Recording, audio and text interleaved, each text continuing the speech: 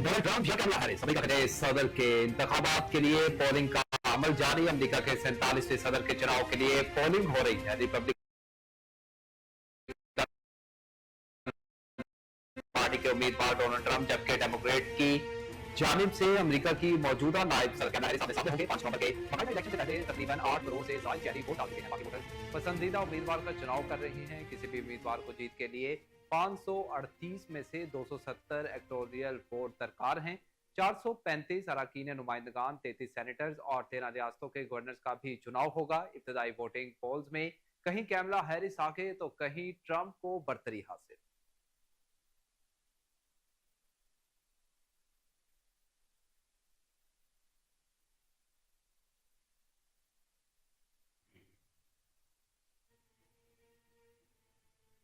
America में सदारती इंतखाबात के इलेक्शन के दिन की वोटिंग का आगाज न्यू हैम्पशायर में हुआ और पहला वोट न्यू हैम्पशायर के एक छोटे से कस्बे डेस्क्वाइल नॉच में डाला गया। डेस्क्वाइल नॉच में कुल 6 वोट रजिस्टर्ड थे, जिनमें से डोनाल्ड ट्रंप और कैमला हैरिस दोनों को 3-3 वोट हासिल हुए और इस तरह न्यू हैम्पशायर के एक छोटे कस्बे में डेमोक्रेट और रिपब्लिकन उम्मीदवार में मुकाबला बराबर रहा।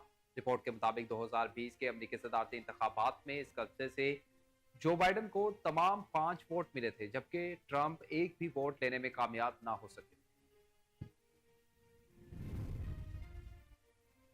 अमेरिकी सदारती इंतखाबात में डोनाल्ड ट्रंप और कैमला हैरिस के दरमियान सख्त मुकाबला मुतवक्के। अमेरिकी रियासतें Pennsylvania, Georgia, Michigan, Nevada, शुमाली कैरोलिना, पेंसिल्वेनिया और विस्कॉन्सिन का किरदार सदारती इंतखाबात में अहम होगा। डेमोक्रेट और रिपब्लिकन दोनों जमातें स्विंग स्टेट्स कहलाने वाली इन रियासतों में ऐसे वोटर्स पर तवज्जो मरकूज किए हुए थी जिन्होंने अपने वोट के हवाले से अब तक फैसला नहीं किया था और जिनका वोट इन जमातों के लिए फैसला कुन साबित होगा।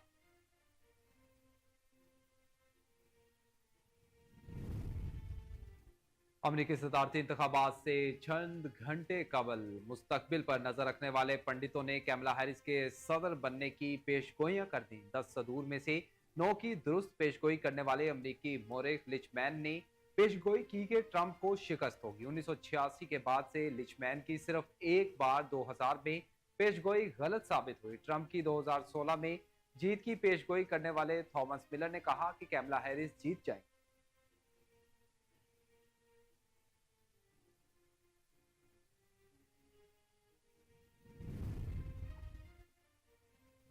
भारतीय रियासत तमिलनाडु के गांव में मुकामी अफराद अमेरिकी सदारती उम्मीदवार कैमला हैरिस की जीत के लिए दुआएं करने लगे। भारतीय रियासत तमिलनाडु के दारुल हुकूमत चेन्नई से तकरीबन 300 किलोमीटर दूर वाक़ तलासीन धरापम गांव में अमेरिकी नायब सदर और डेमोक्रेट उम्मीदवार कैमला हैरिस का नन्हेहाल है।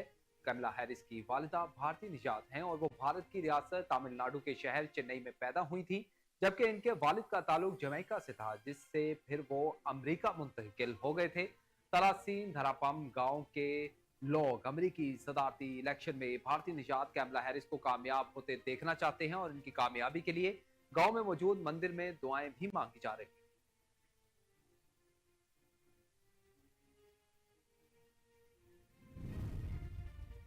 जुडिशल कमीशन इजलास में जस्टिस अमीनुद्दीन खान की सरबराही में 7 रुकनी आईनी बेंच कायम कर दिया गया। जुडिशल कमीशन का इजलास जस्टिस याहिया अफरीदी की जेर सदारत हुआ। जराये के मुताबिक इजलास में 7 रुकनी आईनी बेंच तश्कील दे दिया गया, जिसकी सरबराही जस्टिस अमीनुद्दीन खान करेंगे। जस्टिस अमीनुद्दीन खान की सरबराही में आईनी बेंच में हर सूबे से 2-2 जज शामिल होंगे। जुडिशल कमीशन में आईनी बेंच का फैसला 7 और 5 के तनासुब से हुआ। जराये के मुताबिक chief justice Yahya Afridi, justice Mansoor Ali Shah, justice Munib Akhtar, Umar Ayub और शिबली फराज ने जस्टिस अमीनुद्दीन की सरबराही में आईनी बेंच की मुखालिफत की। तीनों सीनियर जजेस आईनी बेंच में शामिल नहीं होंगे। Justice Ayesha Malik, justice Muhammad Ali Mazhar, justice Jamal Mandokhail आईनी बेंच का हिस्सा होंगे।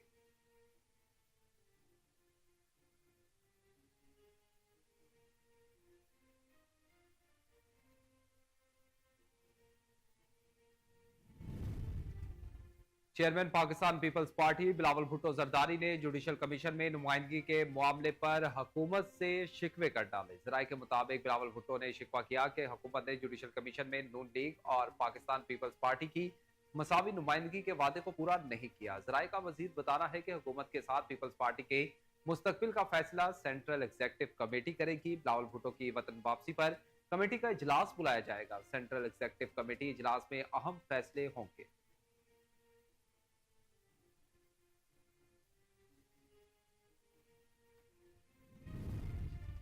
इसराइली हमले ईरान की खुद मुख्तारी की संगीन खिलाफ वर्जियां हैं। ईरानी हम मनसब के हमरा प्रेस कॉन्फ्रेंस करते हुए वजीर खारिजा इसहाक डार का कहना था कि सैयद अब्बास अरगची को पाकिस्तान में खुशामदीद कहते हैं। ईरानी वजीर खारिजा से मुलाकात में मशरिक वस्ता की सूरत हाल पर बात हुई। मुलाकात में 1967 से पहले की सरहदों के साथ आज़ाद और खुद मुख्तार रियासत फलस्तीनी रियासत के मौक़िफ़ का इयादा किया गया। ईरानी वज़ीर ख़ारिजा सैयद अब्बास का कहना था कि मेहमान नवाजी पर हुकूमत पाकिस्तान का शुक्रगुजार हूँ। पाकिस्तानी वज़ीर ख़ारिजा से मुलाकात के दौरान खित्ते में अमन अमान के हवाले से तफसीली गुफ्तगू हुई। इसराइली फ़लस्तीनियों की नस्ल कुशी कर रहा है, लिबनान पर जारहियत जारी है। इसराइली रजीम ने ईरानी खुद मुख्तारी की भी कई मरतबा खिलाफ वर्जियाँ की।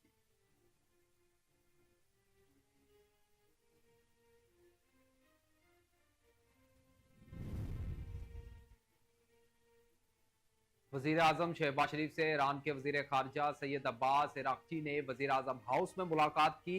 वजीर आजम और ईरानी वजीर खारजा से मशरिक वस्ता की सूरत हाल पर तफसीली तबादला ख्याल किया गया। ईरान के वजीर खारजा गुज़िश्ता सब 2 रोज पर इस्लामाबाद पहुंचे थे। ईरानी वजीर खारजा ने वजीर आजम शहबाज शरीफ से मुलाकात की। वजीर आजम ने ईरान के सुप्रीम लीडर आयतुल्ला खामिनाई और सदर मसूद पशिश्कियान के लिए नेक ख्वाहिशात का इजहार किया और ईरान के साथ बरादराना ताल्लुकात को मजीद मजबूत करने के अज़म को दोहराया। उन्होंने मुश्तरका मफादात के शोबों में ताउन बढ़ाने की ख्वाहिश का भी इजहार किया। मुलाकात में मशरिक वस्ता की तशवीशनाक सूरत हाल पर तबादला ख्याल हुआ। वजीर आजम ने फ़लस्तीनी अवाम की खुद इरादियत और आज़ाद रियासत की जदोजहद की हिमायत करते हुए इसराइल की जारी नस्ल कुशी की शदीद मजम्मत की।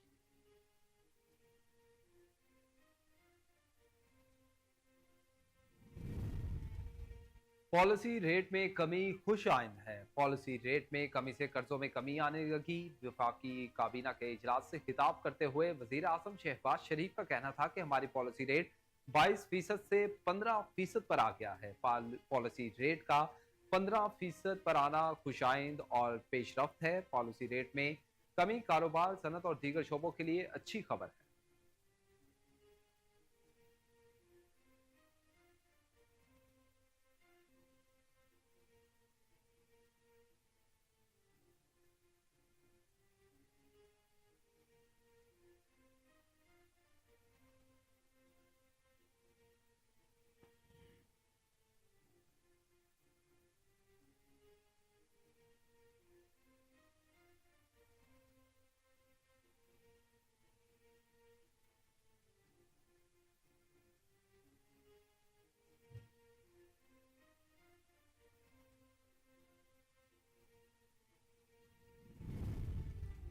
पाकिस्तान बहरिया के जहाज PNS जुल्फिकार ने रीजनल मैरीटाइम सिक्योरिटी पेट्रोल के दौरान जबूती का दौरा किया। ISPR के मुताबिक बंदरगाह आमद पर जबूती बहरिया के हुकाम ने पाक बहरिया के जहाज का इस्तकबाल किया। कमांडिंग ऑफिसर PNS जुल्फिकार ने मेजबान बहरी हुकाम से मुलाकातें की। इस मौका पर कमांडर जबूती बहरिया और कोस्ट गार्ड्स के साथ पेशा वराना उमूर पर तबादला ख्याल किया गया। दौरे के अख्ताम पर जबूती कोस्ट गार्ड्स के साथ मुश्तरका बहरी मश्क का भी इनेकाद किया गया।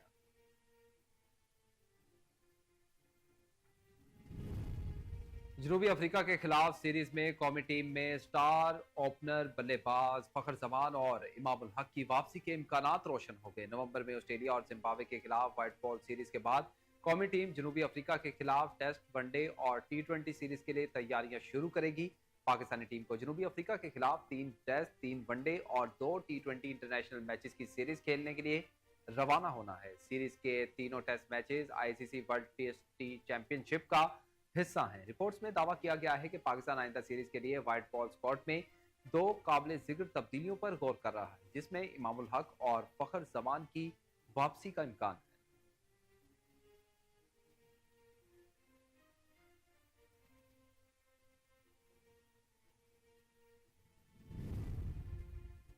कौमी टीम ने ऑस्ट्रेलिया के खिलाफ दूसरे वनडे में रेगुलर स्पिनर को खिलाने पर गौर शुरू कर दिया। सराय के मुताबिक इस स्पिनर को दूसरे वनडे मैच में खिलाया जाएगा। ये फैसला कौन एडलेट की पिच देखकर किया जाएगा। पाकिस्तान के स्क्वाड में फैसल अकरम और अरफात मिन्हास शामिल हैं। ऑस्ट्रेलिया के खिलाफ दूसरे वनडे मैच में स्पिनर खिलाने की सूरत में एक फास्ट बॉलर को आराम दिया जाने का इम्कान है। नसीम शाह और मोहम्मद हुसनैन में से किसी एक को आराम दिया जाएगा।